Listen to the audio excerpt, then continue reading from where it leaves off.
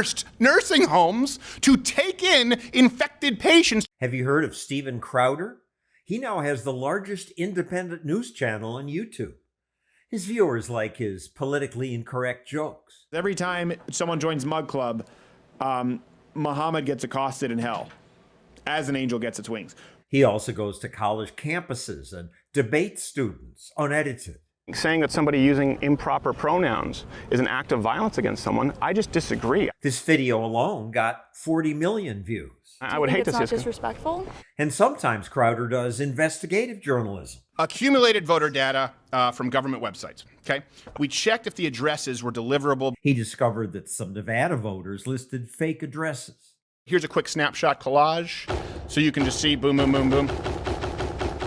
Crowder calls his show, It's like a cross between early David Letterman, maybe Howard Stern TV, and John Stossel. That's how I describe it to people. And they go, oh, yeah, that makes sense. Crowder had watched my 2020 reports growing up in Canada. The kind of stuff that you did with your Give Me a Break segments, specifically when you investigated corruption in bureaucratic government, would never be allowed on YouTube today. Don't say what I did. I'm still doing it once a week, and most of it gets on.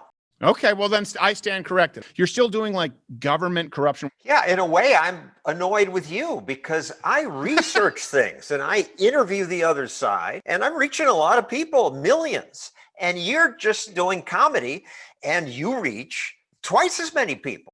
We probably have about 10 times the amount you do because we reach billions. But recently, YouTube's been censoring Crowder, deleting some videos and denying Crowder advertising money.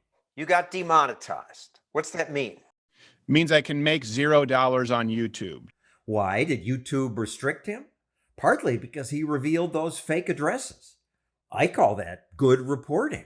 But YouTube removed his videos, calling it a violation of their policies. You cannot say that voter fraud affected the outcome of the 2020 election or that Donald Trump won the election. Okay, fine.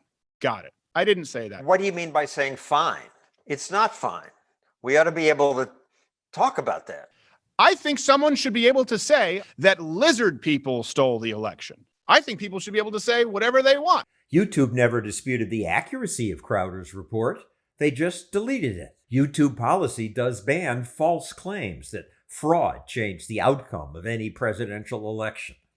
But what Crowder claimed was true, not false. We went to the fake addresses. All of our sources are always available publicly every day. We list them. We have a link in the description on YouTube. It's good that he does this. It's also good that he defends freedom. Individuals, if given the freedom and the opportunity to do so, they do things relatively well. But sometimes Crowder makes me cringe. Louder with Crowder's Cultural Appropriation Month. Depending on which things of yours I watch, I'm either honored or horrified that I influenced you. You're drowning a blonde doll in a glass of water. I don't even understand the joke. That episode was, and there have been several, where we've been talking about China's one-child policy, which, by the way, has resulted in countless girls being drowned in a bathtub. So I don't think the joke is more offensive than the policy.